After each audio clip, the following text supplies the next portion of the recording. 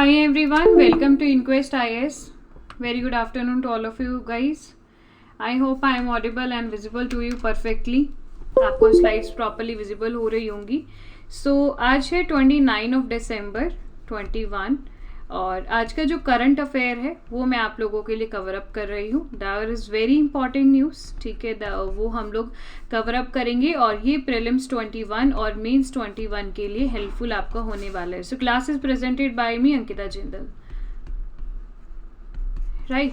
इसके साथ अगर आप लोग आंसर राइटिंग से फियर है आपको, तो आंसर राइटिंग के लिए यूपीएससी पीडीएफ ऐप लॉन्च की गई है. तो जितना जल्दी हो सके इसे डाउनलोड कीजिए.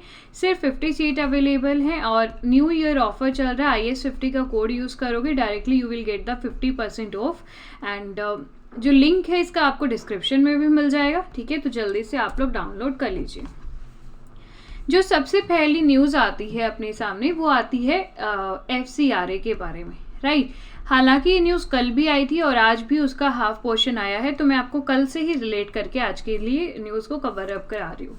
Centre refuse to renew Mother Teresa charity FCRA status cite adverse input. ठीक है, दरअसल हुआ क्या था, एक ऑर्गेनाइजेशन है, एक NGO है और वो फॉरेन कंट्रीब्यूशन फंड रिसीव करती है. ठीक है, लेकिन उस फंड का अप्रूवल या उस चीज़ का आपको रजिस्ट्रेशन FCRA के तहत कराना होता है. यहाँ पे उस NGO को रिन्यू नहीं किया गया है by the ministry of home affair. ठीक है, हर आपको रजिस्टर्ड कराना होता है अगर आप कोई भी फॉरेन फंडिंग रिसीव करते हो. तो जैसे यहाँ पे लिखा हुआ है कि जो मिनिस्ट्री ऑफ होम अफेयर है उन्होंने रिफ्यूज़ कर दिया है NGO के रजिस्ट्रेशन के लिए किस एक्ट की तहत foreign contribution regulation act FCRA 25 दिसंबर को. क्यों उन्होंने ऐसा किया? क्योंकि उनको इसमें कुछ गड़बड़ जो है वो दिखाई दे रही है. ऐसा वो डेफिनेटली कर सकते हैं अगर उनको कुछ ऐसे लगता है कि देर इज़ सम प्रॉब्लम, कि भाई फंडिंग जो आ रही है उसमें कोई दिक्कतें हैं और ऐसा कुछ होता है तो वे मना कर सकते हैं. ठीक है, यहाँ पे जो CM है the ministry and the missionaries of the charity, उन्होंने एक सेपरेट स्टेटमेंट में कहा कि दैट की जो ऑर्गेनाइजेशन के अकाउंट है उनको फ्रोज नहीं किया गया है, यानी कि उनको बंद नहीं किया गया है, लेकिन यहाँ पे कुछ समय के लिए रिफ्यूज़ किया है, मना किया है, ताकि चेकिंग हो सके, बाकायदा सारी चीज़ों का पता चल सके. राइट. वो कहते हैं कि इन्होंने बैंक अकाउंट को फ्रीज नहीं किया है, ऐसा कुछ नहीं है. चैरिटी ने कहा कि not to operate any of the financial account till the matter is resolve, कि उन्होंने कहा कि कोई भी उनका जो FC अकाउंट है उसको ऑपरेट ना करा जाए तब तक कि मैटर रिजोल्व नहीं होता. होम मिनिस्ट्री ने ऐसा इसलिए किया है क्योंकि उनको कुछ एडवर्स इनपुट दिखाई दिए हैं. राइट. और मिशनरी ऑफ चैरिटी ने इस्टेब्लिश ये हुआ था भाई 1950 के अंदर मदर टेरेसा के द्वारा, जो कि नोबेल पीस ऑनर है. राइट, जिनको ये नवाजा गया था. लेकिन जो वेस्ट बंगाल की CM है उन्होंने ये कहा कि इस तरीके से तुम अकाउंट जो मदर टेरेसा के मिशनरीज ऑफ चैरिटी के द्वारा बनाया गया है कोलकाता में, इस तरीके के अकाउंट को आप लोग फ्रीज नहीं कर सकते हो. जो मॉरेटोरियम है on the foreign donation to another prominent organisation, उन्होंने भी इस बात पे सवाल उठाया कि आपके पास ये अधिकार नहीं है कि तुम लोग ऐसे सस्पेंशन वगैरह इस चीज़ को कर सकते हैं. ठीक है, जो ये मदर टेरेसा को 1979 में जो ये प्राइज़ हुआ था ताकि सफ़र कर सके ह्यूमैनिटी को, इसीलिए ये मिशनरीज ऑफ चैरिटी NGO जो है वो बनाई गई थी. और फॉरेन फंडिंग भी इसीलिए आती है ताकि जो पुअर हैं या जिनको हेल्प की ज़रूरत है उनको हम लोग हेल्प दे सके. राइट. ऑर्गेनाइजेशन जो बुक की गई थी under the Gujarat freedom of religion act 2003 के तहत, जो कि हर्ट करता है हिंदू रिलीजियस सेंटिमेंट को, ल्योरिंग टुवर्ड्स द क्रिश्चियनिटी और young girls at a shelter home entrance in Vadodara, it has rejected the charge. बाकी जो चीज़ है यहाँ पे जो CM है बनर्जी जी, वो इस बात से शॉक्ड हैं कि भाई तुमने ऐसे क्यों कर दिया. राइट. चलो, जो आगे की बात है, मेन आपको ज़्यादा मुद्दा उठाने की ज़रूरत नहीं है. आज की जो न्यूज़ है वो ये है, ऑडिट इरेगुलरिटीज़, की इस NGO की जो ऑडिटिंग हुई है उसमें कुछ इरेगुलेटरी दिखाई दे रही है, यानी कि लगातार ऑडिटिंग नहीं हुई है. Let the FCRA denial, officials ने कहा इसी की वजह से जो FCRA है उसने डिनाई कर दिया है. और क्या न्यूज़ लिखी गई है फॉरेन कंट्रीब्यूशन रेगुलेशन एक्ट, जो रजिस्ट्रेशन ऑफ मिशनरीज है, जो कि कैथोलिक रिलीजियस कॉन्ग्रीगेशन है, ये बनाया गया था 1950 में नोबेल लॉरेट मदर टेरेसा के द्वारा. उसको रिन्यू नहीं किया गया क्योंकि अभी तक ऑडिटिंग बची हुई है. ये बात ऑफिशियल्स का कहना है. और कौन सी ऑफिशियल का? होम मिनिस्ट्री का, होम अफेयर मिनिस्ट्री का.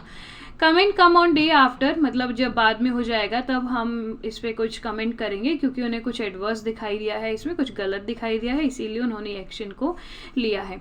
कोई भी अगर एनजीओ, याद रखिएगा, अगर कोई भी एनजीओ नॉन गवर्नमेंट ऑर्गेनाइजेशन अगर कहीं फॉरेन कोई भी फंडिंग रिसीव करती है, चाहे वो किसी इंडिविजुअल से हो, गवर्नमेंट से हो या कोई ऑर्गेनाइजेशन से हो, एनीवेयर, तो उसको SCRA के तहत अपना रजिस्ट्रेशन कराना मैंडेटरी होता है। तो यहाँ पे एक वर्ड मैंने बोला दैट इट इज मैंडेटरी, ठीक है, लिखा भी हुआ है, देखिए भाई, SCRA रजिस्ट्रेशन इज मैंडेटरी किसी भी एनजीओ या किसी भी एसोसिएशन के लिए अगर कोई भी फॉरेन फंड या डोनेशन इस्तेमाल रिसीव करते हैं तो। और इस सब का कंट्रोल कौन करते हैं? That is a home ministry, जो सारा मामला को कंट्रोल करते हैं। The latest financial return file की गई है कांग्रीगेशन 13 दिसंबर को, और उन्होंने कुछ इतने पेजेस में इसका लेखा जोखा किया है। अब आगे की जो बात है वो आती है foreign contribution regulation amendment bill 2020। इसमें कुछ ना कुछ अमेंडमेंट आए थे, कुछ बदलाव आए थे, ठीक है। अब यहाँ पे एक और चीज़ पहले देख लो कि 2015 में मिनिस्ट्री ने अमेंड किया था FCRA को, जहाँ पे NGO to file return quarterly, कि एनजीओ को क्वार्टरली रिटर्न फाइल होनी थी, एंड फॉरेन फंड रिसीव करते हैं कि नहीं उसका एक अंडरटेकिंग लेटर देना था, is not likely to be prejudicially affect the sovereignty, जिससे कि हमारे देश की सोवरेनिटी और इंटीग्रिटी पे कोई फ़र्क नहीं पड़ता, और ना ही हमारे किसी भी देश के साथ फ्रेंडली रिलेशन में कोई भी दिक्कत आती, और ना ही कम्युनल हार्मनी डिसरप्ट होती। ये बात 2015 में अमेंडमेंट के दौरान जो है वो बोली गई थी, राइट। कांग्रीगेशन ने रिटर्न फाइल की और उन्होंने करीबन 75 करोड़ पैसा जो है वो रिसीव किया डोनेशन से, करीबन 347 लोगों से उन्होंने ऐसा पैसा जो है वो इकट्ठा किया। एनजीओ फिलहाल के लिए कोलकाता में रजिस्टर्ड है और उसके करीबन 250 बैंक अकाउंट है पूरी कंट्री के अंदर, जो कि फॉरेन फंड को रिसीव करते हैं। While filing the return NGO have to fulfil a column comprising 15 questions, उनको फिल करने होते हैं कि भाई तुम ट्रांसफर करोगे एंड ऑल, ये सब चीज़ें होती हैं। मिनिस्ट्री ऑफ क्रिश्चियनिटी, जो भी क्रिश्चियनिटी है, स्टेट किया उन्होंने inadvertently receive 3.5 lakh domestic contribution, it declare that it had sold vehicle, and इन्होंने ये कहा है कि जो एनजीओ है उनको करीबन 3.5 लाख पैसा डोमेस्टिक मिला है, और जो एनजीओ है उन्होंने इस बात में बोला है कि भाई उन्होंने व्हीकल वगैरह बेच के तब इस पैसे को इकट्ठा किया है। अब मैं आपको बताती हूँ कि FCRA बिल 2020 जो अमेंडमेंट होकर आया था, इसके अंदर ये जो बिल था ये पब्लिक सर्वेंट को बैर करता है, यानी कि मना करता है, प्रोहिबिट करता है कि आप कोई भी फॉरेन कंट्रीब्यूशन नहीं ले सकते हो।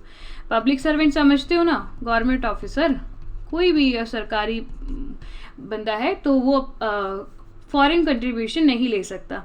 FCRA 2010 ने बार किया था कुछ और लोगों को कि आप बाहर से पैसा नहीं ले सकते, जैसे कि कोई भी इलेक्शन कैंडिडेट, ठीक है, इलेक्शन में खड़ा होने वाला बंदा, editor, publisher of a newspaper, जज, government servant, member of any legislature, MLA, MP वगैरह, कोई भी पॉलिटिकल पार्टी या कोई दूसरा बंदा भी जो है वो FCRA के तहत 2010 के तहत बाहर से पैसा जो है वो नहीं ले सकता। आए समझ में?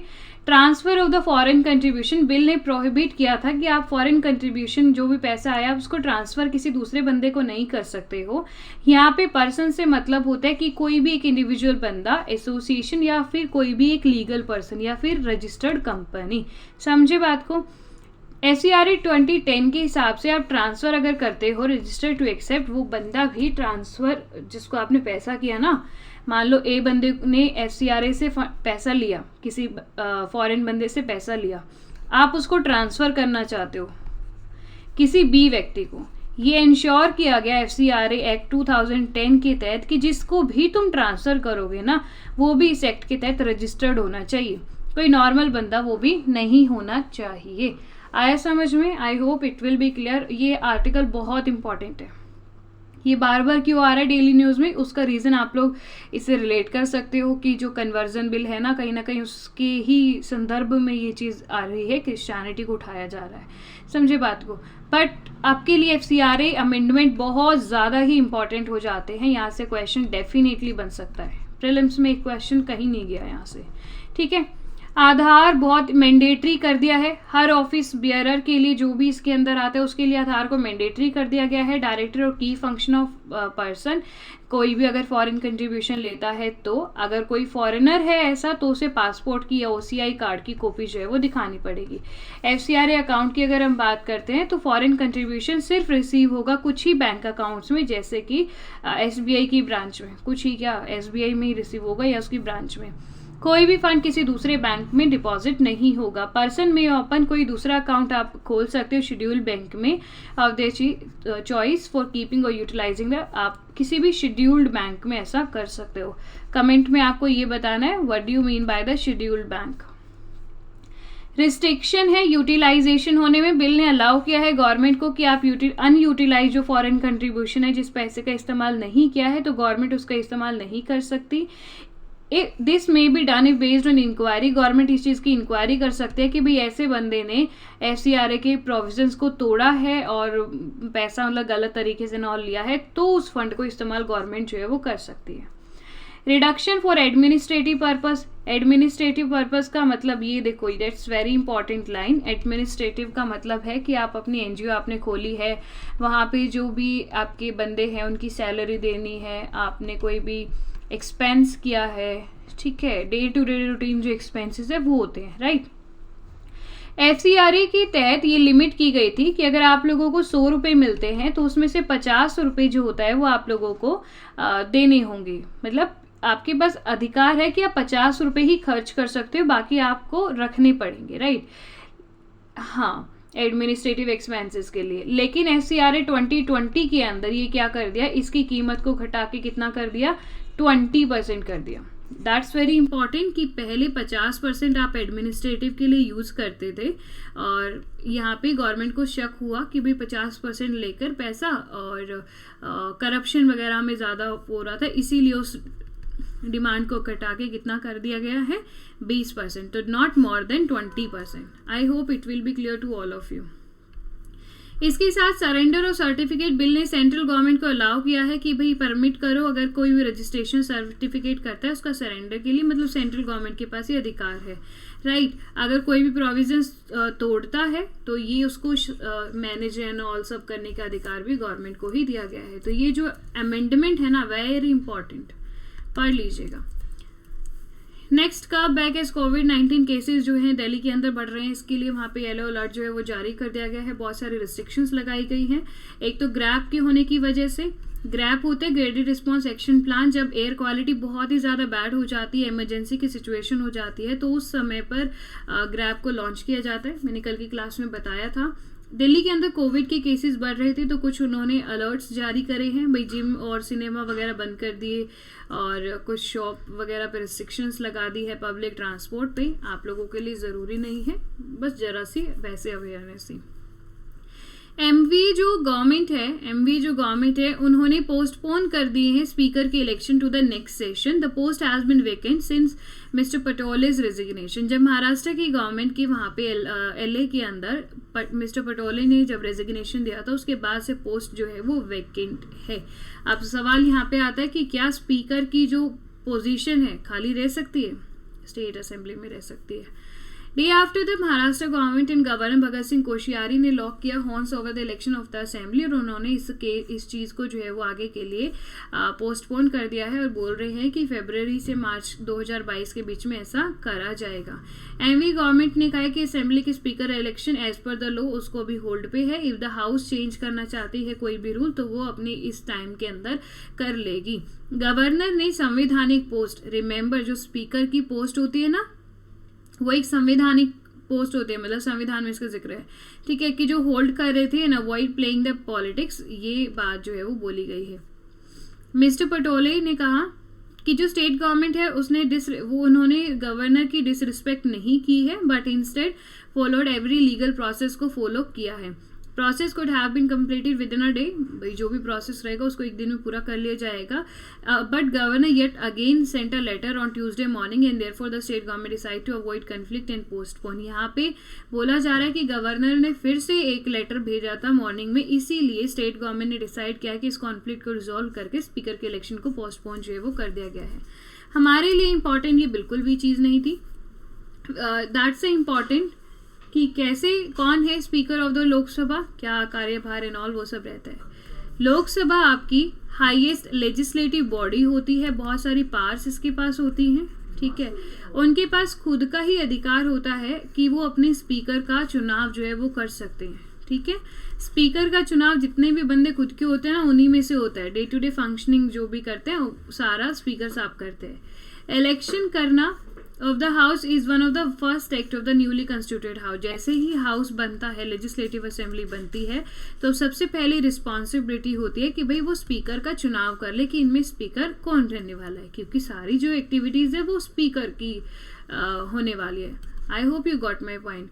जो स्पीकर का ऑफिस होता है वो कॉन्स्टिट्यूशनल है, संविधान ने इसके बारे में बात की है, संविधान में इसके प्रोसीजर्स लिखे गए हैं, और जो रूल्स ऑफ प्रोसीजर है लोकसभा का उसमें भी जिक्र है, ठीक है। इनका जो रैंक होता है ना सारे टोटल इंडिया में से, वो 6 रैंक पे होता है। एडिक्वेट पावर्स इनके पास जो है वो दी गई होती है ताकि वो पार्लियामेंट्री की प्रोसीडिंग की स्मूथनिंग कर सके। कॉन्स्टिट्यूशन इनकी salary allowance are not yet to be voted. Parliament इनकी सैलरी पे वोट नहीं कर सकती कि भाई कम होनी चाहिए ज़्यादा होनी चाहिए, just they can discuss on it, ठीक है, डिस्कस ऑन इट। क्योंकि अगर कोई भी चीज़ अगर चार्ज्ड होती है, charge on the CFI consolidated fund of India, तो आप उस पर वोट नहीं कर सकते, you can just discuss on that particular thing. Lok Sabha की चैम्बर में स्पीकर का जो चेयर है distinctly place to enable a commanding view of the entire house. पूरे हाउस की जो पूरी बागडोर होती है ना वो स्पीकर साहब के हाथ में होती है। कोई भी बिल पास करना होता है स्पीकर की परमिशन मतलब चाहिए होती है, इवन वोट भी चाहिए होती है। इलेक्शन की बात करें तो कोई मतलब स्पेसिफिक क्वालिफिकेशन नहीं है कि कैसे किस बंदे को स्पीकर बनाया जाएगा। संविधान ने कहा कि भाई एक तो स्पीकर मेंबर होना चाहिए, ठीक है, एंड मेजर मतलब एसेट हाउस इलेक्ट करते हैं अपनी सिंपल मेजॉरिटी से। सारे कह देंगे भाई 50+1, अगर लोगों ने कह दिया कि ये बंदा सही है, वोट कर दिया, तो वो सिंपल मेजॉरिटी से बंदा स्पीकर बन जाता है। एक मेंबर जो रूलिंग पार्टी का होता है जनरली वही स्पीकर बनता है, लेकिन स्पीकर बनने के बाद he is not from any party, not from any party. अगर वो किसी भी पार्टी से होगा तो फेवर करेगा, ठीक है। आफ्टर द स्पीकर वो किसी पार्टी का नहीं रहता। प्रोसेस इवॉल्व ये होता रहा, नॉमिनेट करते हैं कैंडिडेट को और फिर सिलेक्शन जो है वो हो जाता है। जब डिसीजन हो जाएगा तो फिर प्राइम मिनिस्टर के द्वारा प्रपोज किया जाता है एंड इलेक्टेड, तो स्पीकर के पास सारी पावर्स जो है वो आ जाती है। आई होप ये चीज़ें क्लियर हुई होंगी। स्पीकर के इलेक्ट होने के बाद जो प्राइम मिनिस्टर और लीडर ऑफ अपोजिशन होते हैं वो उनको सम्मान के साथ उनको चेयर जो है वो दे देते हैं। लोकसभा डिसॉल्व होती है तो स्पीकर तब तक ऑफिस में बने रहते हैं। जब नई असेंबली आती है तो नए स्पीकर बनते हैं, तब जाके पुराने वाले चले जाएंगे अपने घर, और उस बीच जो नए स्पीकर बनते हैं और पुराने जाते हैं उसके बीच एक और स्पीकर आता है जिनका नाम है प्रोटेम स्पीकर, जो कि बहुत ही शॉर्ट टर्म के लिए होते हैं, टेम्परेरी टाइम के लिए होते हैं, ठीक है। रिमूवल नॉर्मली 5 साल, पहले भी हो सकता है, कोई खास बात नहीं है। और मेजॉरिटी होनी चाहिए, इफेक्टिव मेजॉरिटी। डिस्क्वालीफाइड हो सकते हैं, और भी कुछ चीज़ें वो अपना रेजिग्नेशन भी यहाँ पर दे सकते हैं, ठीक है। Next is very important. अगर अभी तक क्लियर है तो give me a thumbs up guys, like share और सब्सक्राइब करो। Next is very important, Indianising the legal system and SC views. देखो भाई ये क्या कहता है कि जो हमारा लीगल सिस्टम है, हम लोगों ने ब्रिटिश सिस्टम को अपनाया हुआ है। हम ये कहते हैं कि भाई माई लॉर्ड एंड ये चीज़ सही नहीं है, ऑल हम IPC के हिसाब से चलते हैं जो कि ब्रिटिशर्स के द्वारा बनाई गई है। यहाँ पे सुप्रीम कोर्ट के जजेस का कहना है कि ये जो सिस्टम हम लोग ब्रिटिशर्स के द्वारा फॉलो किया गया था उसी को ही फॉलो कर रहे हैं, ये चीज़ गलत है और हमें अपने लीगल सिस्टम को इंडियनाइज करना होगा। जैसे कि हमारे एंशियंट लोग, एंशियंट लीगल सिस्टम हुआ करता था according to the Manu and the Kautilya and all, उसके हिसाब से ही हमें अपने लीगल सिस्टम को चलाना होगा, और ये बात सुप्रीम कोर्ट ने भी कही है। ओके चलो, कम से कम जो पिछले कुछ महीनों में 2 सुप्रीम कोर्ट के जो जज हैं उन्होंने पूरी तरीके से इस चीज़ को एक्सप्रेस किया है कि वी नीड इंडियनाइज, हमें इंडियनाइज सिस्टम यहाँ पे चाहिए। NV रामाना जी है, उन्होंने भी इंडियनाइजेशन की बात की है और कहा है कि जो अपने इंडिया की सिचुएशन है ना, जैसे हमारे यहाँ पे लोग रहते हैं, जिस तरीके का चीज़ समझते हैं, जो हमारे यहाँ पे कल्चर को फॉलो किया जा रहा है, अगर हम उसके हिसाब से देखें तो हमें इंडियन सिस्टम को ही अडॉप्ट करना चाहिए। अब एक बात देखो, मान लीजिए गांव में कोई दिक्कत हुई है ना, विलेजेस में दिक्कत होती है, कोई भी इशू होता है, तो वो सरपंच होते हैं वहाँ के, वही वहाँ पे इसको रिजॉल्व कर देते हैं। लेकिन क्योंकि मामला अभी ब्रिटिशर्स के फॉलो में, उन लोगों को उठा के कोर्ट में ले जाया जाता है, supreme court, high court, district court, जिससे वो मामला समझ नहीं पाते और जीतते हुए भी वो चीज़ हार जाते हैं। विलेजर्स ऐसे हैं, उनको एक सीधे स्वभाव वाला कानून जो है वो समझ में आता है। या चलो वो भी नहीं है, हमारे यहाँ के जो गरीब लोग हैं, पुअर हैं, यहाँ के जो सिटीजन्स हैं, वो एंशियंट टाइप को समझते हैं। इसीलिए बोला गया है कि हमें हमारी पॉपुलेशन के हिसाब से करना चाहिए, ना कि ब्रिटिशर्स के हिसाब से। एक चीज़ और बोली गई है इसी आर्टिकल में, आगे है, हम आगे देखेंगे उस चीज़ को। ये कहा गया है कि आईपीसी के अंदर एक बात लिखी नहीं, इंडियन लीगल सिस्टम के अकॉर्डिंग एक चीज़ लिखी गई है, the public sensor is of the punishment of the crime.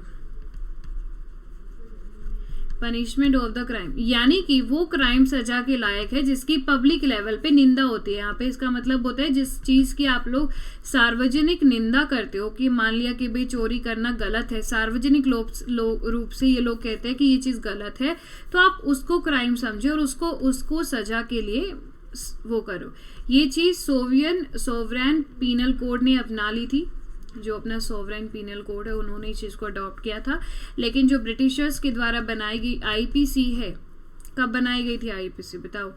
IPC है, उसके द्वारा इसको फुली रिजेक्ट कर दिया गया और उसमें कुछ अलग ही कानून जो है वो लेकर आए गए, जो कि हमारी सोसाइटी के लिए अच्छे नहीं है। ओके, आई होप कि चीज़ें आप लोगों को समझ में आई होगी।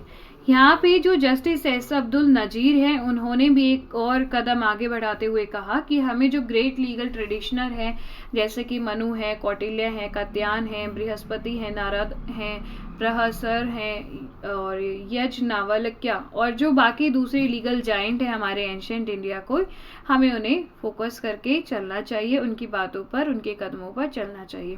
गाइज, ये आपका जो है पैराग्राफ इम्पॉर्टेंट है, ये नाम इम्पॉर्टेंट है आपके प्रीलिम्स से, और प्रीलिम्स में क्वेश्चन आ सकता है कि कौटिल्य की क्या रणनीति हुआ करती थी या उनके क्या थॉट्स थे regarding the legal system. Manu के पूछ सकते हैं, कात्यायन के में भी हो सकता है, खास वो नहीं है।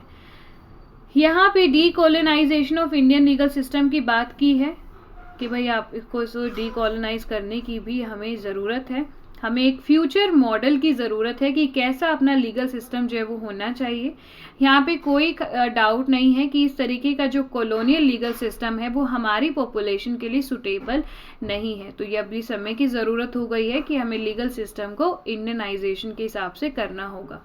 जो ग्रेट लॉयर्स एंड जज है वो जन्म से ही नहीं होते हैं, बल्कि उन्हें प्रॉपर एजुकेशन और लीगल ट्रेडिशन से बनाया जाता है ऐसा। और पिछले अगर कुछ समय में हम देखें तो जो जुडिशरी है उन्होंने काफ़ी केसेस में मनु और कौटिल्य और भी बहुत से जाइंट्स का मतलब साथ दिया है और उन्हीं की बातों पर रहकर ये चीज़ सुनाई है। आए समझ में? क्लियर हुआ कि नहीं कि why we need a Indianization? अब ये देखो कि evolution of the laws in India has been through legislation and the binding precedent of the Supreme Court under Article 141। जो PIL है वो भी अपनी ट्रूली इंडियन है। सबरीमाला के केस में जो मनुस्मृति है, कोर्ट ने इस बात को पॉइंट किया था, जो मनुस्मृति है टू ऑब्जर्व कि एंशियंट रिलीजियस टेक्स्ट और कस्टम के हिसाब से जो मेंस्ट्रुएटिंग वुमेन होती हैं उनको पोल्यूटिंग माना गया है, been considered as polluting the surrounding, कि भाई वो चीज़ सही नहीं है। It went on to hold that practice which legitimise due to the notion of purity in pollution limit the ability of the menstruating women to attain the freedom of movement and right to education, right to entry place worship, their access to the public sphere। तो उन्होंने उस चीज़ को भी बताया। Okay, तो देखो ये लिखा है ये मनु ने प्रेस्क्राइब किया था, ये वाली लाइन। बाकी चीज़ें आप खुद से आपको पढ़ना होगा। बाकी जब इन्होंने कहा है कि हमारे जुडिशियल प्रोसेस को इंडियनाइज कर दिया जाए तो और भी ज़्यादा अच्छा है। नेक्स्ट न्यूज़ आते हैं, हरियाणा गेट्स 2 मोर मिनिस्टर। कमल गुप्ता जो हिसार के एमएलए हैं बीजेपी साइड से, देवेंद्र सिंह बबली हैं जो कि टोहाना एमएलए जननायक जनता पार्टी से, 2 और कैबिनेट की जो संख्या है उसको बढ़ा दिया गया है। ठीक है, दूसरी बार ये एक्सपेंशन हो रहा है स्टेट के काउंसिल ऑफ मिनिस्टर्स में। जो हमारी काउंसिल ऑफ मिनिस्टर्स होते हैं असेंबली के अंदर, उनकी संख्या को दूसरी बार बढ़ा दिया गया है। एंड जो नए मिनिस्टर हैं उनको शपथ गवर्नर साहब दिला देंगे। आर्टिकल 171 काउंसिल के बारे में बात करता है। जो टोटल नंबर ऑफ मेंबर होते हैं काउंसिल के अंदर वो एक्सीड नहीं होने चाहिए। Total number of member, LA के जितना भी टोटल नंबर है ना, एलए के टोटल, उसके 1/3 से ज़्यादा नहीं होने चाहिए। ठीक है, ये वर्ड याद रखिएगा। यहाँ पे total number of legislative shall no case than 40, 40 से ज़्यादा नहीं होने चाहिए और 1/3 से भी ज़्यादा जो है वो 40 से कम नहीं होने चाहिए और 1/3 से ज़्यादा नहीं होने चाहिए। Until the parliamentary law provide, legislative की कुछ क्लॉज हैं वो आप पढ़ लेना कि 1/3 इलेक्ट होने चाहिए म्यूनसिपैलिटी एंड ऑल से, और 1/12 इलेक्टोरेट कुछ स्टेट से होने चाहिए, कुछ क्वालिफिकेशन ग्रेजुएट यूनिवर्सिटी ऐसा कुछ होना चाहिए। ठीक है, 1/12 होंगे इलेक्टेड किस टीचिंग प्रोफेशनल एजुकेशन इंस्टीट्यूशंस वगैरह में होंगे। 1/3 जो होंगे वो जो कि मेंबर नहीं है असेंबली के, उन लोगों में से होंगे और बाकी सबको गवर्नर जो है वो नॉमिनेट कर देंगे। ठीक है, डिटेल आप पढ़ लीजिएगा। अपातानी टेक्सटाइल प्रोडक्ट, अरुणाचल प्रदेश के अंदर एक प्रोडक्ट है अपातानी टेक्सटाइल। अरुणाचल प्रदेश इस चीज़ के लिए जीआई टैग की मांग करता है। जीआई टैग जो है जियोग्राफिकल इंडिकेशन गुड्स एक्ट है 2000 है, उसके तहत अपातानी टेक्सटाइल के लिए जीआई टैग की डिमांड की जा रही है। राइट, फ्रॉम द फर्म जीट जीरो प्रोड्यूसर कंपनी लिमिटेड है, उन्होंने इस चीज़ के लिए फाइल किया है। Apatani weave come from the Apatani tribe है वहाँ पे, जो कि जीरो एक जगह है वहाँ पे रहती है। ठीक है, एंड सुभानसिरी डिस्ट्रिक्ट है ना, उसी का ही एरिया में है, तो अपातानी वीव वहाँ से होता है। वुवन फैब्रिक जो है उस टाइप को ही जियोमेट्रिक एंड जिगजैग पैटर्न है, मैं आपको इमेज में दिखाऊंगी। मतलब इसके अंदर जियोमेट्रिक और जिगजैग पैटर्न का इस्तेमाल किया है, कुछ मैथमेटिक्स एंगुलर डिज़ाइंस भी इसमें इस्तेमाल की गई है। और जीआई टैग के हिसाब से हम बात करें, जो अपातानी कम्युनिटी है वो खुद के टेक्सटाइल बनाती है अलग अलग ओकेजन्स के लिए, रिचुअल्स एंड फेस्टिवल्स के लिए। ट्राइब वीव करते हैं शॉल जिसको जिग जीरो के नाम से जानते हैं, जिलान और जैकेट बनाते हैं जिसको सुपुन तरी के नाम से जानते हैं। ठीक है, लोग यूज़ करते हैं लीव्स इन प्लांट के रिसोर्सेज ताकि उसकी ऑर्गेनिक डाई किया जाए कॉटन के कपड़े पर और उनके ट्रेडिशनल वे के हिसाब से। एंड जो वुमेन फोक है वो इस मतलब लोग इस मेन जो है वो इसके अंदर शामिल, विमेन जो है वो इसके अंदर शामिल है। ये कपड़ा कुछ इस तरीके से होता है, टेक्सटाइल जो है वो कुछ इस तरीके से डिज़ाइन यहाँ पे होता है। एंगुलर डिज़ाइन देख रहे हो, ज्योमेट्रिक पैटर्न एंड ऑल भी इसमें दिखाए गए हैं। Essential part, it forms an essential part of the daily जो वार्डरोब ऑफ द पीपल है, डेली जो उनका वेयरिंग है उस चीज़ का इसमें चीज़ होते हैं। देर एपिनोमस कॉटन वीव करते हैं वो काफ़ी डिज़ाइन से, blue red and yellowish orange colour का इस्तेमाल इसमें ज़्यादातर रहते हैं। जिग जीरो और सुपुनतरी के नाम से यहाँ पे जो है वो जाना जाता है। शेपली पॉइंटेड ट्राइंगल्स होते हैं, जैसे इसके बीच में देखो, एक तो जिगजैग हो गया, ऊपर से ट्राइंगल्स भी हो गए। ठीक है, arrows and hornbill, circles of cowries, ये सब चीज़ें जो है वो इसमें ज़्यादातर इस्तेमाल होती हैं। नेक्स्ट है drawn to monitor illegal liquor manufacturing. Bihar के अंदर अगर कोई भी इलीगल लीकर का काम चल रहा है या फिर इलीगल लीकर बन रही है तो ड्रोन की मदद से उन सब चीज़ों को बंद करा दिया जाएगा। करीबन 3.5 लाख लोग हैं जो इस चीज़ के अंदर फिलहाल तक अरेस्ट किए जा चुके हैं। नए ड्रोन्स का इस्तेमाल किया जाएगा लीगल जो भी मैन्युफैक्चर उस एरिया में हो रही है उसको कंट्रोल करने के लिए। ओके, चलो। ओमिक्रॉन डिसरप्ट कर सकता है हेल्थ सिस्टम को। ओमिक्रॉन जो है वो डिसरप्ट कर सकता है हेल्थ सिस्टम को। WHO की वार्निंग के हिसाब से यूरोप एंड चाइना के ऊपर कुछ मेजर्स लगाए गए हैं कि जो कोविड-19 वेरिएंट इतना ज़्यादा बढ़ रहा है उसके लिए you have to take some necessary step. ठीक है, तो वही देख लो, जस्ट अवेयरनेस के बारे में बात करता है ये। WHO ने वार्न किया है कि ओमिक्रॉन का जो वेरिएंट है ना वो हमारे हेल्थ केयर सिस्टम को ख़राब कर सकता है आज की स्टडी के हिसाब से। क्योंकि बहुत सारी माइल्डर डिजीज़ लेकर आ रहा है चाइना एंड जर्मनी। ब्रॉक उन पे कुछ रिस्ट्रिक्शंस भी यहाँ पे जो है वो लगाई जा रही है।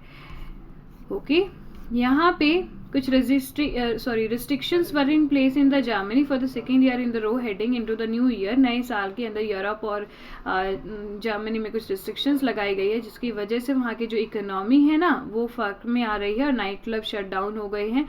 तो हम लोग हेल्थ केयर सिस्टम और इकोनॉमी दोनों पे इसका एक बड़ा असर देख सकते हैं। हाईली ट्रांसमिसिबल, WHO ने कहा कि ये जो ओमिक्रॉन आया है ये बहुत जल्दी फैल रहा है, बहुत जल्दी हाईली ट्रांसमिसिबल है, इसकी ग्रोथ बहुत जल्दी हो रही है। इवन इफ कंबाइंड हम लोग अगर ये किसी भी एक माइल्डर डिजीज़ के साथ भी कंबाइन करता है तो जो इसकी ग्रोथ है वो बहुत जल्दी हो रही है और हम लोग बहुत शॉर्ट टाइम में एक लार्ज नंबर ऑफ हॉस्पिटलाइजेशन को अज्यूम कर सकते हैं और इससे हमारा हेल्थ सिस्टम वाइड डिसरप्ट जो है वो हो सकता है।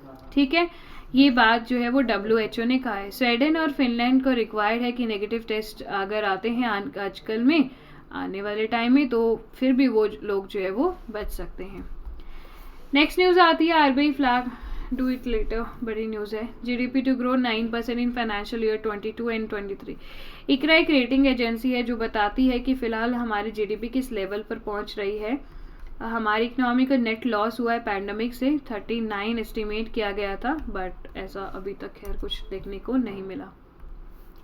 इंडियन इकोनॉमी एक्सपेक्ट कर रही है कि जो हमारी रियल GDP है ना, रियल GDP है जहाँ पे हम लोग इन्फ्लेशन को मेजर करते हैं। देखो भाई, दो तरीके की GDP है, एक होती है नॉमिनल, एक होती है रियल। ठीक है, अगर आप ये कहते हो कि आपकी 2021 के अंदर इतनी ग्रोथ हुई है, मान लो आपने कह दिया 20%, तो ये हो गई नॉमिनल, बस नाम मात्र की है। रियल का मतलब ये है कि 2018 में आपकी GDP की ग्रोथ थी 25% और 2021 में आपकी ग्रोथ है 20%। तो कंपेयर करके आप कहोगे कि दैट यू आर लॉसिंग, कि भाई आपकी 4% की गिरावट आई है। यहाँ पे आप लोग इन्फ्लेशन को देख रहे हो, कंपेयर कर रहे हो, उस ईयर के इन्फ्लेशन और आज के कंपेयर करके बात करते हो, तो दरअसल ये रियल GDP है। ग्रोथ या लॉस का एग्जैक्टली आपको वास्तव में पता चलता है। ओके, सो इकरा का कहना ये है कि भाई ओमिक्रॉन वेरिएंट की वजह से हमारी जो अनसर्टेनिटी है काफ़ी ज़्यादा ट्रिगर हो रही है। Current fiscal did not offer, ऐसा कोई एविडेंस, RBI का कहना है कि ऐसा कोई एविडेंस अभी तक नहीं आया है तीसरे क्वार्टर में भी। RBI monetary policy committee criteria durable in the sustainable growth recovery अभी हमें देखने को मिली है। फिलहाल तक we are living in a neutral form. Okay, तो similarly to the trend seen in the second quarter, volume for the 7 और द 13 हाई फ्रीक्वेंसी इंडिकेटर यहाँ पे कुछ देखे गए हैं। यहाँ पे इनका कहना है कि there is a clear K-shaped divergence amongst the formal and informal part of the economy. यहाँ पे इकरा का कहना ये है कि क्लियर आपको K-shaped डाइवर्जेंस देखने को मिली है। हमारे फॉर्मल और इनफॉर्मल जो पार्ट होता है ना इकोनॉमी में, वो अपने लिए इम्पॉर्टेंट है कुछ रिकवरी के बारे में जानना। इकोनॉमी की कई तरीके से रिकवरी होती है भाई, जैसे कि जेड शेप हो गई, ऐसे करके नॉर्मल चल रही है फिर गिर गई फिर नॉर्मल चल गई, वो वाली चीज़। वी शेप हो गई दिस वे, यू शेप हो गई in this way, elongated U shape recovery, W shape हो गई, एल शेप हो गई, एक आती है के शेप रिकवरी जो कि कुछ ऐसे दिखती है। जैसे कोविड लॉकडाउन लगा, ठीक है, हमारी रिकवरी एकदम से रुक गई, दैट स्लोज डाउन। ठीक है, हम लोगों ने रीओपन किया चीज़ें तो आधे लेवल तक हम लोग आ गए, आधा हमने रास्ता कवर अप कर लिया। Technology, large cap and all, उसकी हम थोड़ा बहुत ऊपर चले गए, वाइट कॉलर जॉब्स रन कर गई, लेकिन आधा जो अपने सेक्टर थे, इनफॉर्मल सेक्टर, बिजनेस, नॉर्मल छोटे बिजनेस या कुछ और चीज़ें गिरने लगी। और क्योंकि इतनी जल्दी रिकवरी तो पॉसिबल नहीं है ना भाई, वो गिरने लगी। तो इस तरीके की रिकवरी को अपन के शेप रिकवरी जो है वो बोलते हैं। यहाँ पे अलग अलग सेक्टर, अलग अलग पार्ट ऑफ द इकोनॉमी को मेजर किया जाता है। देखते हैं कि क्या क्या चेंजेस जो है वो यहाँ पे आ रहे हैं। I hope it will be clear, पढ़ लेना, ये डिटेल आप लोगों के लिए है।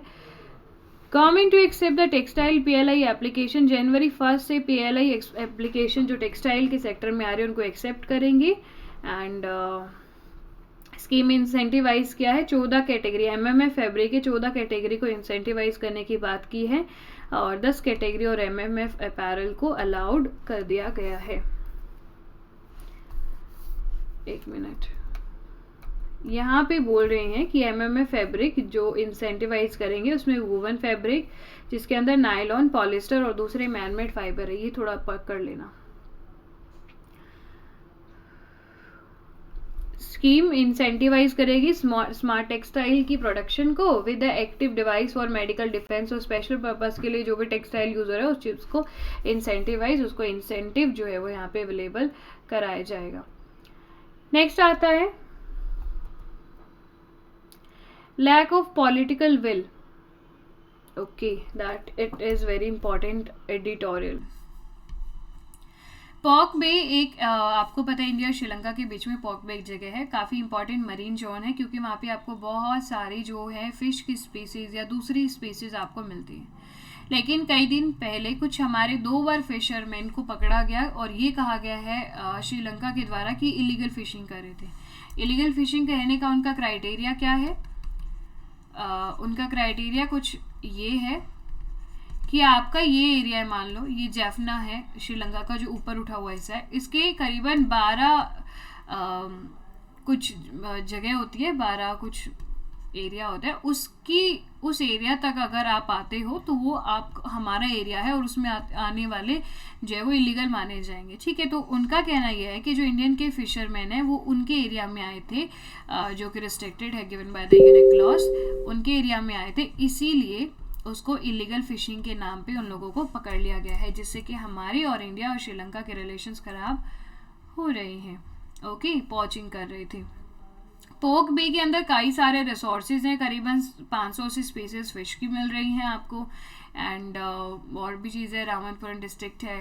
और इसके साथ द जेनेसिस ऑफ डिस्प्यूट ये ट्रेस हुआ है अक्टूबर 1921 से, जबकि रिप्रेजेंटेशन चल रही थी मद्रास और सीलोन की गवर्नमेंट के बीच में। ठीक है, it was in the mid 1970 कि 2 एग्रीमेंट साइन हुए थे इंडिया और श्रीलंका के बीच में, जो कि IMBL के द्वारा उसके तहत हुए थे। IMBL ने मेड किया था Katchatheevu a part of Sri Lanka, ये एक जगह है जो श्रीलंका का हिस्सा है, even through the island which former prime minister Indira Gandhi ने वंस कहा था उसे sheer rock of no strategic importance. ये जो जगह थी ना, ये वाली कच्छतीवु वाली, उसको बोला था हमारे प्राइम मिनिस्टर ने sheer rock of no strategic importance. ठीक है, ये राजा ऑफ रामनाथपुरम की जमींदारी के तहत आता था और इस उम्मीद के चलते भी जो ये बाउंड्री इश्यूज है वो चलते रहे एंड फिशिंग ज्यूरिसडिक्शन परमानेंटली, मतलब उस चीज़ का सॉल्यूशन एक समय से हो गया। On many occasion several fisherman उनकी लाइफ को लॉस्ट करते हैं क्योंकि श्रीलंका इस बात को मानता नहीं है और वहाँ पे जाने वाले लोगों को पकड़ लेता है। 5 फिशरमैन पिछली बार मर भी गए थे इसी कोलिजन की वजह से, जो कि अपने इंडिया और श्रीलंका के रिलेशन के लिए अच्छा नहीं है। Its counterpart uses conventional form of fishing as trawling is banned in Sri Lanka. Tamil Nadu के fishermen who best run during the years of the Sri Lankan civil war with restriction placed by the Sri Lankan government. ठीक है, and Tamil rebels on the activities of the fisher folk. इसके साथ deep sea fishing project हुआ, जुलाई 17 में launch हुआ था काफ़ी fanfare के साथ, हैज़ नॉट यील्डेड, उसके भी रिजल्ट अभी तक नहीं मिले हमें। और भी कुछ चीज़ें हैं जो इसके साथ जुड़ी हुई हैं। मेन यही आर्टिकल बात करता था। आपको देखो पॉक बे और श्रीलंका की बात करते हैं, इंडिया इधर है और श्रीलंका इधर है। इधर का जो पूरा हिस्सा है ना, इस साइड पॉक बे है और इसके इधर आपको गल्फ ऑफ मन्नार मिलेगी।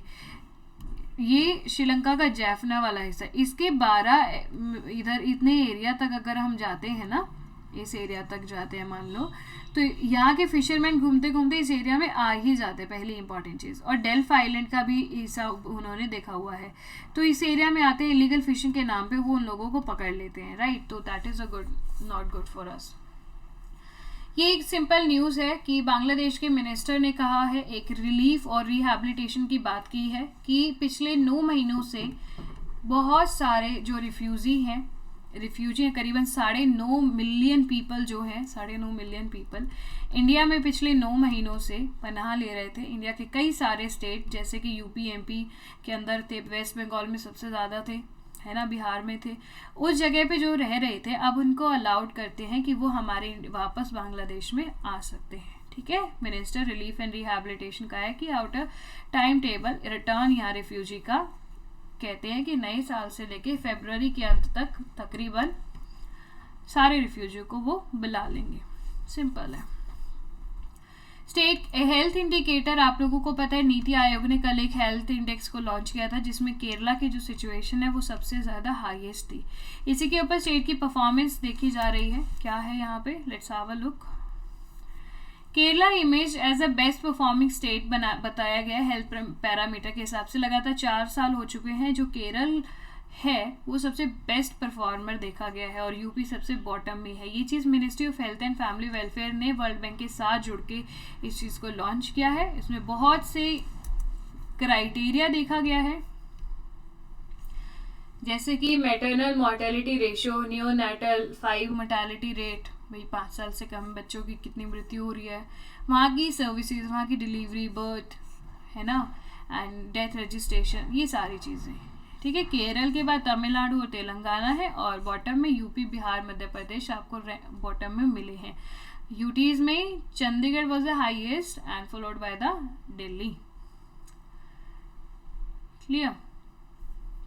स्टेट वाइज बताया है कि यूपी का स्कोर इम्प्रूव 22% हुआ है पिछले टाइम से। केरला 4 सालों से लगातार अच्छा परफॉर्म करते आ रहा है। एंड डाटा याद करने की ज़रूरत तो है नहीं आप लोगों को, बस जब कभी मेंस लिखते हो ना, मेंस आंसर राइटिंग लिखोगे, उसमें हेल्थ इंडेक्स के ऊपर कोई बात आएगी तो केरल का जिक्र कर देना, यूपी की थोड़ी बुराई कर देना, तो ये पीछे, बस और कुछ काम नहीं है।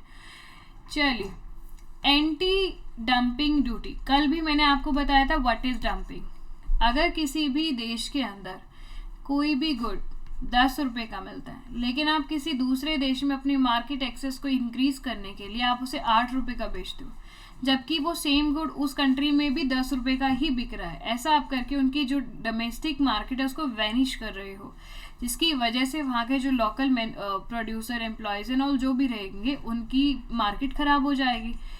इसके लिए सरकार एक प्रोटेक्टिव ड्यूटी लगा देती है, डंपिंग को प्रोटेक्टिव भी बोल सकते हो। यहाँ पे 8 के ऊपर 2 रुपये और डंपिंग ड्यूटी लगा दी गई ताकि 10 रुपये बराबर रेट हो जाए और वहाँ के जो लोकल कस्टमर है उन्हें कोई दिक्कत ना आए। ठीक है, चलो, यहाँ पे एक रिफ्लेक्सिव रिजोर्ट जो है टू एंटी डंपिंग ड्यूटी के बारे में बताया गया है। सीबीआईसी ने एक नोटिफाई किया कि जो एंटी डंपिंग ड्यूटी हम लोग 5 प्रोडक्ट पे लगाने वाले हैं। कौन कौन से प्रोडक्ट हैं? लोअर प्राइस्ड इंपोर्ट है, यानी कि जो अगर हम इंपोर्ट करते हैं ना वो काफ़ी सस्ते हमें मिलते हैं। डीजीटीआर ने इस बात को बताया था, जो नॉर्मल प्राइस हमारे यहाँ पे उससे काफ़ी सस्ते मिल रहे हैं और वो चाहते हैं कि हमारे इंडिया की मार्केट को डंप कर दें। खैर ये चाइना की आदत है, चाइना से बहुत सारे प्रोडक्ट ऐसे जो हमारे यहाँ डंप करने की कोशिश हो रही है। अभी फ़िलहाल जो 5 प्रोडक्ट है कौन कौन से हैं, जैसे कि एल्युमिनियम है फॉर द सोलार मॉड्यूल्स के लिए, सिलिकॉन की सीलेंट है, मैन्युफैक्चर में इस्तेमाल होते हैं, सोलार फोटोवोल्टिक मॉड्यूल्स हैं, कुछ केमिकल्स में होते हैं, रेफ्रिजरेटर, हाइड्रोफ्लोरोकार्बन में इस्तेमाल होते हैं। करीबन 5 जो प्रोडक्ट है ना, कॉमर्स मिनिस्ट्री ने इस प्रोडक्ट को इनिशिएट किया और पता लगाया कि भाई ये प्रोडक्ट हमारे यहाँ पे डंप कर रहे हैं। फाइन, और एंटी डंपिंग ड्यूटी लगा दी गई। आप मुझे कमेंट में ही बताओ एंटी डंपिंग ड्यूटी कितने साल के लिए लगाई जाती है। तो रिकमेंड किया गया कि हम लोग एक प्रोटेक्टिव ड्यूटी को वारंटेड करते हैं, भैया वो लगा देते हैं। लेकिन एक रेमेडी डब्ल्यूटीओ ने बताई है कि आप अगर अपनी कंट्री के डोमेस्टिक इंडस्ट्री को के लोगों को बचाना चाहते हो इंपोर्ट से, तो आप क्या कर सकते हो बजाय कि ड्यूटी लगाने के, आप और क्या कर सकते हो। मैंने आपको कल ये भी बताया था एंटी डंपिंग ड्यूटी के नुकसान भी हैं। ऐसा नहीं है कि जब मर्जी आए आप डंप कर की ड्यूटी उन पे लगा दो, ऐसा नहीं होना चाहिए। मान लीजिए आपने 5 प्रोडक्ट पे आज लगा दिया, चाइना का तो वैसे भी बहुत अच्छी मतलब मार्केट है उनके पास, उन्होंने हमें इंडिया को एक्सपोर्ट कर रखा है। अगर आपने वहाँ पे एक्सपोर्ट किया कोई भी प्रोडक्ट और उन्होंने उस पर ड्यूटी लगा दी तो आपकी मार्केट तो वैनिश हो जाएगी। इंडिया एक्सपोर्ट में इतना अच्छी नहीं है बट चाइना है, ठीक है। इंडिया के प्रोडक्ट अगर चाहे बेशक आप डंप ना भी करो, फिर भी अगर उन्होंने ऐसा कर दिया तो व्हाट विल बी हैपन। हालांकि कुछ रिपोर्ट्स होते हैं उन्हीं के मुताबिक लगाई जाती है, बट फिर भी हमारे लिए वो चीज़ अच्छी नहीं है। फिलहाल ऑस्ट्रेलिया ने भी तो एलिगेशंस लगाए हैं इंडिया पर कि हाँ तुम हमें हमारी मार्केट को डंप कर रहे हो। इसके साथ WHO ने एक चीज़ ये बताई है कि डंपिंग छोड़ो, डंपिंग ड्यूटी ना लगाएं, अपने लोगों को बचाने के लिए आप यहाँ का प्रोडक्शन हाई करा दो। That have been priced at level below prevailing in exporting nation home market. Anti dumping one of the most, India जो है वो बहुत ज़्यादा यूज़ करते हैं ट्रेड इम्पोर्ट के लिए। 2020 के हिसाब से इंडिया ने करीबन 90 चाइनीज़ प्रोडक्ट पे डंपिंग ड्यूटी लगाई थी और करीबन 24 चाइना स्पेसिफिक इन्वेस्टिगेशंस हमारे यहाँ पे चल रही है कि भाई क्यों लगाई गई है। Use of specific trade remedy warranted does raise question, सवाल उठते हैं इस बात पे। रिफ्लेक्सिव ये है कि अगर आप डोमेस्टिक की लार्ज एंड रिलेटिवली रिजिलियंट, देखो यहाँ पे है resilient manufacture of the product risk skewing the market dynamic in Indian company favor, कि आप इंडिया की कंपनी के फेवर में रहकर डायनामिक्स के डोमेस्टिक के अगर आप यहाँ की इंडस्ट्री, यहाँ का जो गुड्स है उसको और ज़्यादा बढ़ा देते हो, जो इंटरमीडिएट गुड्स है उसकी वैल्यूज़ को कम कर देते हो, मतलब ज़्यादा कॉस्ट ना आए, तो आप ऐसा क्यों नहीं कर लेते। ऑल्सो एफर्ट क्या होगा कि जो ट्रेड डेफिसिट है चाइना के साथ वो भी कम हो जाएगा, आप उसको नैरो कर सकोगे, ठीक है, क्योंकि जो चीज़ आपकी इंडिया में बन रही है तो आप क्यों इंपोर्ट करोगे वो वहाँ से, हालांकि रेट भी वही आ रहा है। Effectiveness of measure in providing timely relief किसको मिलेगा, जो स्मॉलर जो डोमेस्टिक मैन्युफैक्चरर है उनको ये रिलीफ जो है वो मिल जाएगा, ठीक है। Suspected dumping has also undermined in the past by a less than Swift process with a DGTR। Is their business from an excessive reliance on China के ऊपर ज़्यादा रिलायंस ना करके आप अपनी कैपेसिटी को बढ़ा दीजिए, आप अपने आप सरप्लस कर लो, आप अपने गुड्स जो है वो ज़्यादा बनाने लगो, ठीक है, तो डंप की बात ही नहीं रहेगी। ये बात जो है वो WTO ने कहा। ये बहुत ही बड़ा आर्टिकल है। इस आर्टिकल की मेन चीज़ जो है वो मैं ये बता दे रही हूँ। जो एडिटर साहब है चंद्रकांत, उन्होंने ये कहा कि 15 से 17 साल की उम्र के बच्चों की वैक्सीन के लिए अप्रूवल मिल गया। इसके साथ जो सीनियर सिटीज़न है उनको भी अप्रूवल मिल गया 10 जनवरी से, लेकिन उसके पहले उन्हें कंसल्ट करना पड़ेगा, इनसे डॉक्टर से कंसल्ट करना पड़ेगा।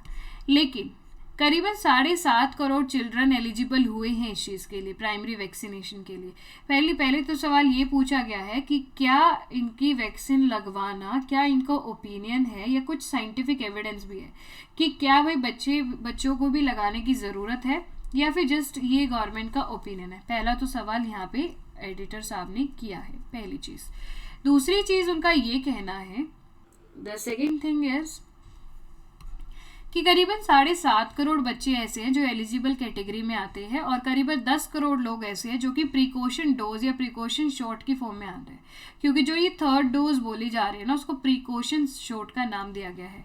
आप एक बात बताओ, 10 करोड़ लोगों को जो वैक्सीन लगवानी है तो इन 10 करोड़ के लिए कितने 10 करोड़ ही कंसल्टेंट चाहिएंगे, ठीक है। इसके अलावा आने जाने का खर्चा, तो ये एक बहुत ही बुरी चीज़ होने वाली है।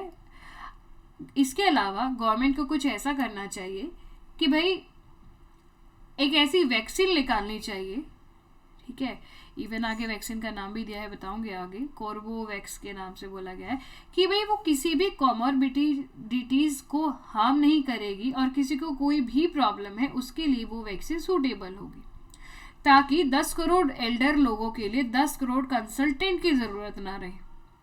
Are you getting me? बात आई ना समझ में?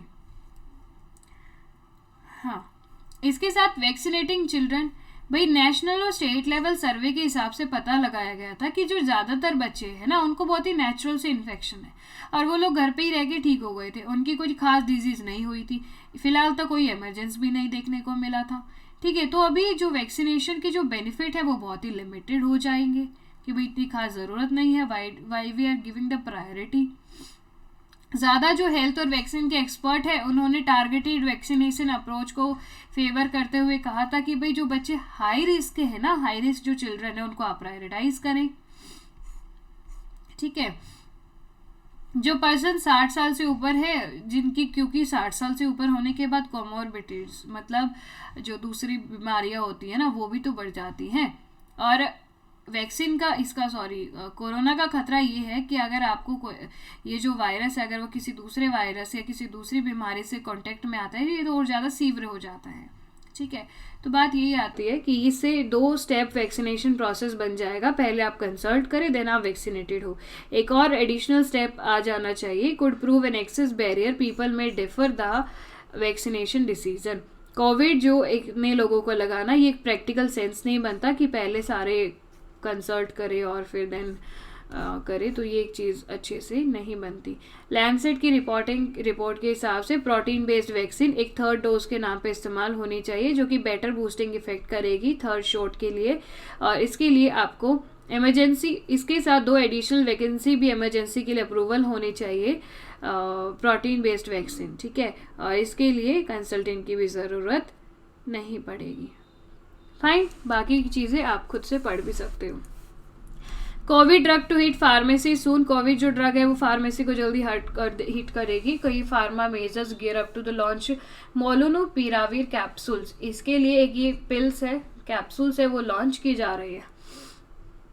सिप्ला सन फार्मा डॉक्टर रेड्डी लेबोरेटरी ने, जो फार्मा फर्म्स हैं, ऑन ट्यूसडे को अनाउंस किया कि भाई वो मोलुनुपिराविर कैप्सूल्स लॉन्च करें ताकि कोविड-19 को ट्रीट किया जा सके। ये इमरजेंसी यूज़ के लिए इस्तेमाल होंगे और viral drug for the authorised होके डीसी जैसे ऑथराइज चीज़ जो है वो हो जाएगी। Most of the firm entered है non exclusive voluntary licensing agreement में to manufacture and supply the molnupiravir in India. और ओवर करीबन 100 या मिडिल इनकम जो कंट्रीज हैं उनको ये सप्लाई की बात यहाँ पे की जा रही है,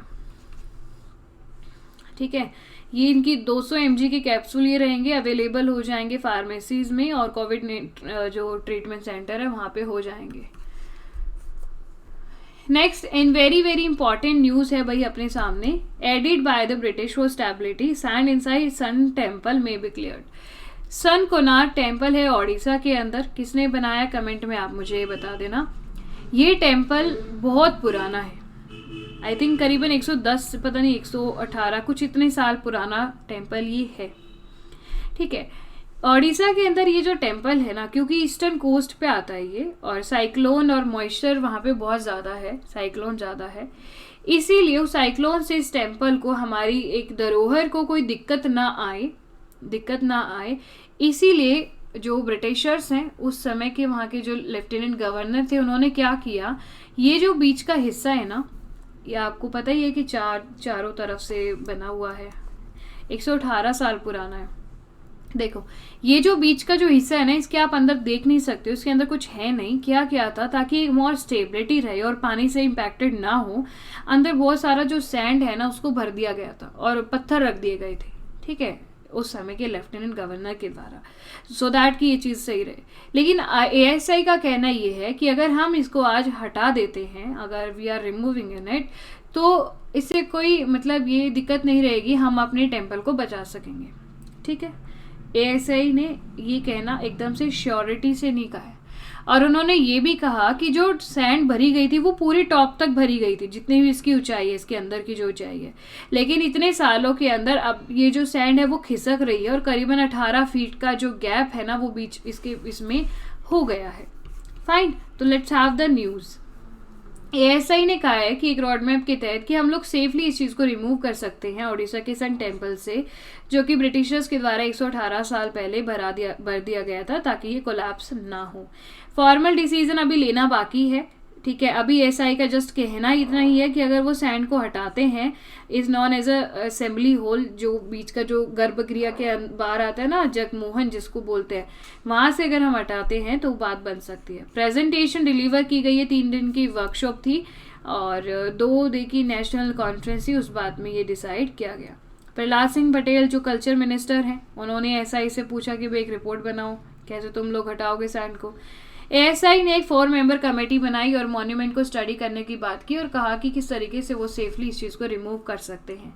need to remove the sand was felt after a study warned of the possible damage caused by the sand settling down. यहाँ पे करीबन 17 फीट का गैप जो है वो हो गया है, जो कि सैंड लेयर थी और स्ट्रक्चर के बीच में, ठीक है। ये रिपोर्ट 2019 में सबमिट की गई थी और इन्होंने सारी सैंड को प्रॉपरली हटाने का एक तरीके से कोशिश जो है वो की है। ये WHS में शामिल भी है, याद रख लेना। करीबन वो कहते हैं कि भाई 6 बाय 6 फुट की एक विंडो बनाई जाएगी जो ओपनिंग जगह है वहाँ पे to gain the access interior of का एक्सेस लेने के लिए वैसा जो है वो ज़रूर करेंगे, right. Apart from this another जो ओपनिंग है वो भी होगी बॉटम ऑफ द अंतराल, जो इनर सैंक्टम है वहाँ से भी इसी चीज़ सेम चीज़ को किया जाएगा। अगर हम बात करें तो ये जो टेम्पल है वो नरसिम्हदेव किंग के द्वारा बनाया गया था, नरसिम्हदेव वन के द्वारा, ईस्टर्न गंगा डायनेस्टी के टाइम पे, एंड ओडिशा के अंदर है। गोल्डन ट्राइंगल का हिस्सा भी है ये, पुरी और भुवनेश्वर के साथ ये चीज़ अट्रैक्ट करता है टूरिस्ट पिलग्रिम को। And Jagmohan is the only structure जो कि फुल्ली तरीके से इंटैक्ट है। ये है जगमोहन, बीच का जो हिस्सा है। क्लियर हो गया, इंपॉर्टेंट न्यूज़ है। कोणार्क टेम्पल, चलो मैं आपको थोड़ा हिस्टोरिकल बता देती हूँ। ईस्ट ओडिशा के अंदर है, 13वीं सेंचुरी में बनाया गया था गंगा एम्पायर के दौरान। टेम्पल एक इसकी कोलोसल चैरियट के शेप में है। इसको कुछ और नाम से भी जानते हैं, क्या नाम क्या है बता देना। आर्किटेक्चर, इसके आर्किटेक्चर के नाम से जाना जाता है, कलिंग आर्किटेक्चर का हाईएस्ट अचीवमेंट के नाम से है ये। यूनेस्को की WHS में 1984 में इसको शामिल किया गया था। 2 रोज और 12 व्हील्स इसके दोनों तरफ आपको मिलेंगे, ठीक है। और 24 आवर्स को शो करता है, भाई 24 घंटे होते दिन में, या फिर कई कहते हैं कि ये 12 महीनों को शो करता है। 7 घोड़े हैं 7 दिनों को शो करने के लिए। Sailors once called this sun temple of Konark the black pagoda, चलिए मैंने बता दिया, ब्लैक पैगोडा भी इसको जो है वो बोला जाते थे, क्योंकि यहाँ पे सूर्य की तरफ है, इसीलिए नदी में या समुद्र की तरफ बिल्कुल से काला अंधेरा छा जाता था। To draw ship into the shore and the coast shipwrecks. Konark की इनवैल्यूएबल लिंक है हिस्ट्री में, सूर्य के चीज से काफ़ी लिंक्ड है, ठीक है, और ईस्टर्न इंडिया में आपको मिल जाएगा। आई होप कि आज का आर्टिकल आप लोगों को सबको समझ में आए हैं। These are the very important, pre mains सबके लिए काफ़ी इंपॉर्टेंट थे। If yes so give me a thumbs up guys, do like the session, share it with your lots of friend and subscribe your own channel, hit the bell icon to get all the recent update, ठीक है। And जो polity की series है वो भी अपनी चल रही है, आप उसे ज्वाइन करें। कोई doubt, query, anything you have, so let me know in the comment section. Thank you so much.